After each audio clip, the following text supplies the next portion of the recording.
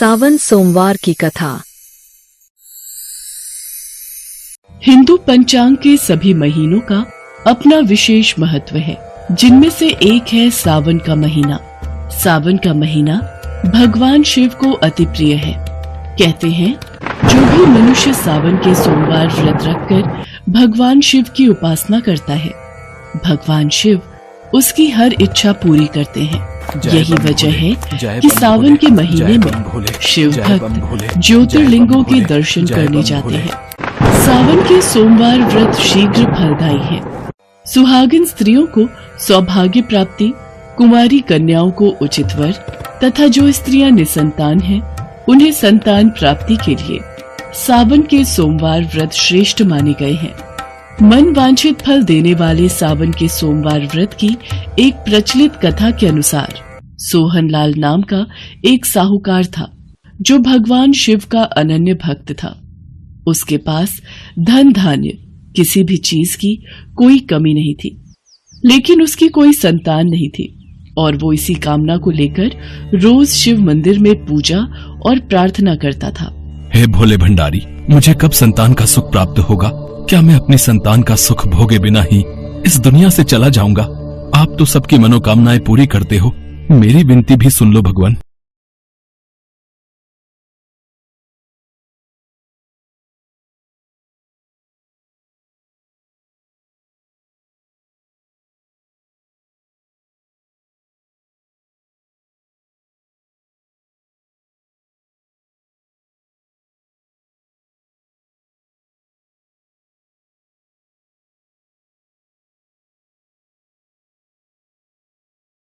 साहूकार के भाग्य में पुत्र का योग नहीं है। ऐसे में अगर इसे पुत्र प्राप्ति का वरदान मिल भी गया तो वो केवल 16 वर्ष की आयु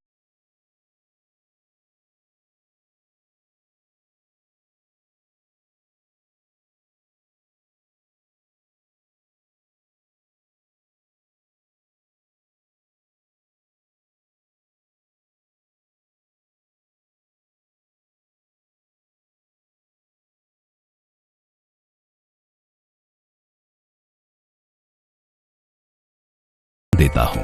उसी रात भगवान शिव ने स्वप्न में सोहनलाल को दर्शन देकर उसे पुत्र प्राप्ति का वरदान दिया और उसके पुत्र के 16 वर्ष तक जीवित रहने की बात भी बताई। जब सोहनलाल स्वप्न से जागा, हे शिव शंकर, आपने एक तरफ मुझे पुत्र देकर संतान का सुख दिया और दूसरी तरफ पुत्र अल्पायु होगा। ये मेरे जीवन का सबसे बड़ा दुख। मैं ये कैसे छुपा कर रख पाऊंगा? पर मेरी भक्ति में फिर भी कोई कमी नहीं आएगी। आपके द्वारा दिया वरदान मुझे मंजूर है प्रभु। सोहनलाल पहले की तरह सोमवार का विधिवत व्रत करता रहा। कुछ महीने पश्चात उसके घर अति सुंदर पुत्र उत्पन्न हुआ।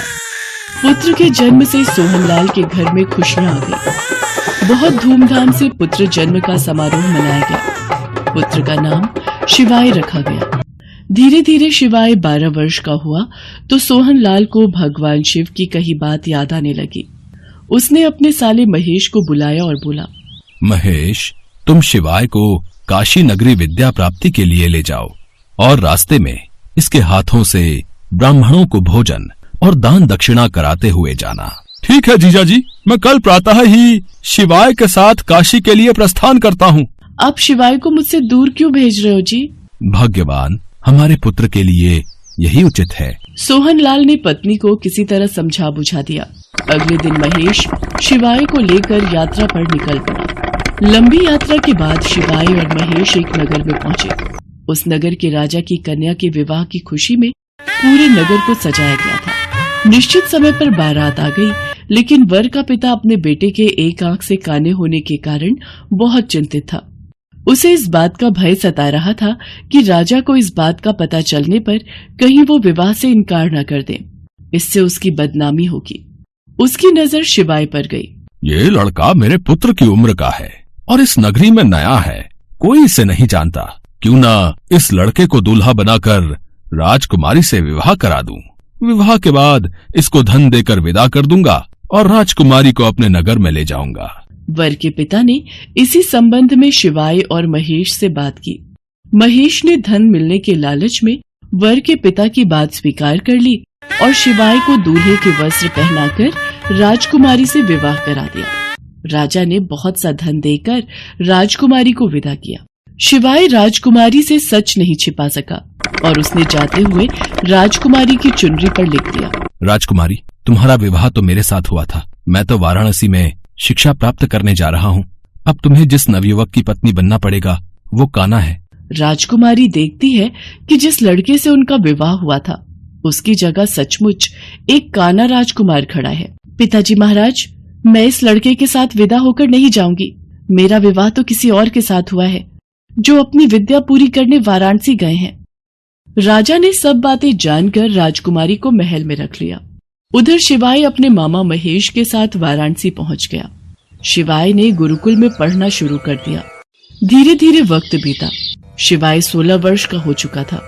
एक दिन शिवाय यज्ञ करके ब्राह्मणों को दान दक्षिणा देकर रात के वक्त जब शयन कक्ष में सो रहा था, शिवजी के वरदान के अनुसार उसके प्राण पखेरु उड़ गए।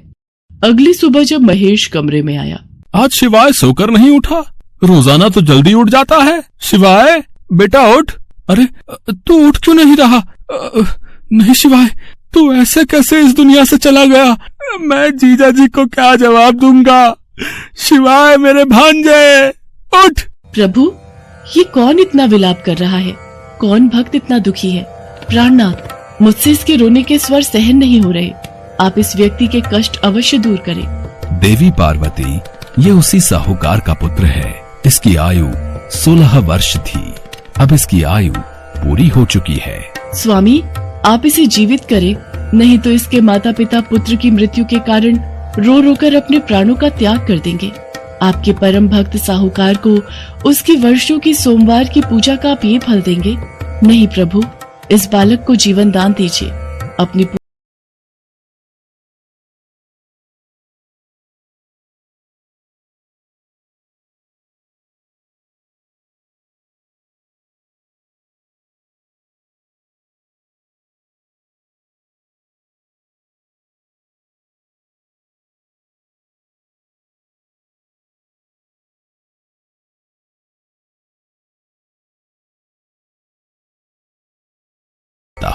पार्वती के आग्रह करने पर भगवान शिव ने शिवाय को जीवित होने का वरदान दिया और कुछ ही पल में वो जीवित होकर उठ बैठा। शिक्षा समाप्त करके शिवाय मामा के साथ अपने नगर की ओर चल दिया। दोनों चलते हुए उसी नगर में पहुंचे जहां शिवाय का विवाह हुआ था। मामा जी, मैं इस नगरी में रुककर यज्ञ का आयोजन करना चाहता हूँ। भगवान भोलेनाथ ने मुझे नया जीवन प्रदान किया है, इसलिए यही मेरी इच्छा है। ठीक है शिवाय बेटा, हम एक दिन यहाँ रुककर यज्ञ का आयोजन करते हैं। महेश और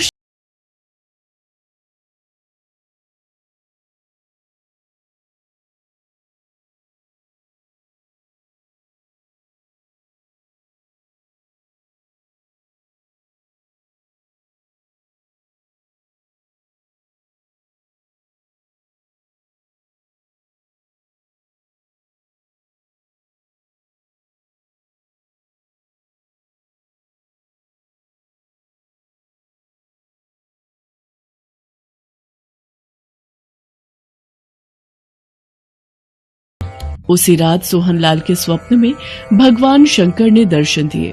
सोहनलाल, तुम मेरे प्रिय भक्त हो। मैंने तुम्हारे द्वारा किए गए सावन के सोमवार व्रत और पूजा से प्रसन्न होकर तुम्हारे पुत्र को लंबी आयु प्रदान की है।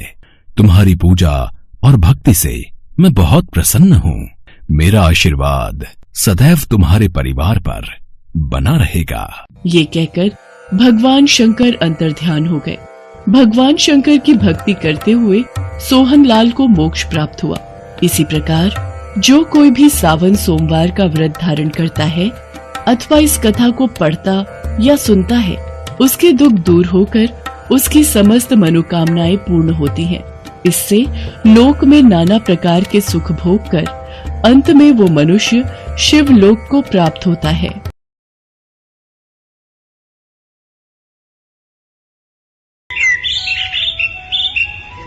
माँ पार्वती ने भगवान शिव से एक प्रश्न पूछा जिसके बाद भोलेनाथ ने एक कथा सुनाई और अमर हो गया कबूतर का जोड़ा। उसी अमर कथा से जुड़ी है ये पौराणिक कथा। एक बार नारद मुनि कैलाश पर्वत पर भगवान शिव से मिलने पहुँचे। नारायण नारायण, प्रणाम माते। आइए देवर्षि नारद, कैसे आना हुआ? माते, मैं तो भगवान शिव और आपके दर्शन करने आया हूँ, पर महादेव कहीं दिखाई नहीं दे रहे। वे तो भ्रमण के लिए गए हैं, कुछ देर में लौटेंगे। देवर्षि नारद माँ पार्वती से वार्तालाप करने लगे। तभी उन्होंने माँ पार्वती से पूछा, माते, क्या आप अमर कथा के बारे में जानती हैं? अमर कथा? वो कौन सी कथा है? उसके बारे में तो मैं नहीं जानती। नारायण नारायण, माते, जब भगवान भोलेनाथ आएंगे तब आप उनसे इस बारे में पूछना। अच्छा माते, मैं चलता हूँ। नारायण नारायण। पार्वती माता सोच में पड़ गई कि ऐसी कौन सी कथा है जो स्वामी ने मुझसे नहीं कही। तभी भोलेनाथ कैलाश पर लौट आते हैं। माता पार्वती उनसे इस बारे में चर्चा करती हैं। प्रभु, आपने मुझे कभी अमर कथा के बारे में क्यों नहीं बताया? मुझे आज और अभी अमर कथा सुननी है। ठीक है देवी, मैं आपको आज अमर कथा सुनाऊंगा, परंतु उसके कुछ नियमों का पालन आपको करना पड़ेगा। अमर कथा के दौरान आपको एक क्षण के लिए भी सोना नहीं है। आप बीच बीच में हुंकार भरती रहना, ताकि मुझे आभास रहे कि आप कथा सुन रही हैं, क्योंकि मेरे नेत्र भी उस क्षण बंद रहेंगे। ठीक है स्वामी, मैं ऐसा ही करूंगी। भगवान शंकर ने माता पार्वती से एकांत और गुप्त स्थान पर अमर कथा सुनने को कहा, जिससे कि अमर कथा कोई अन्य जीव न सुन पाए, क्योंकि जो कोई भी इस अमर कथा को सुन लेता है वो अमर हो जाता। इसके पश्चात शिवजी देवी पार्वती को अमर कथा कहने एक गुफा में ले गए। पुराणों में कहा जाता है शिवजी ने देवी पार्वती को अमरनाथ की गुफा में अपनी साधना की अमर कथा सुनाई थी, जिसे हम अमृतत्व कहते हैं। प्रचलित कथा के अनुसार भगवान भोलेनाथ ने अपनी सवारी नंदी को पहलगाम पर छोड़ दिया, जटाओं से चंद्रमा को चंदनवाड़ी में अलग कर दिया और गंगा जी को पंचतरणी में तथा कंठाभूषण सर्पों को शेषनाग पर छोड़ दिया। इस प्रकार इस पड़ाव का नाम शेषनाग पड़ा। अगला पड़ाव गणेश पड़ता है। इस स्थान पर भोलेनाथ ने अपने पुत्र गणेश को भी छोड़ दिया था, जिसको महागुणा का पर्वत भी कहा जाता है। पिस्सू घाटी में पिस्सू नामक कीड़े को भी त्याग दिया। इस प्रकार महादेव ने जीवनदायिनी पांचों तत्वों को भी अपने से अलग कर दिया। इसके बाद माँ पार्वती सहित उन्होंने गुप्त गुफा में प्रवेश किया और अमर कथा माँ पार्वती को सुनाने लगे।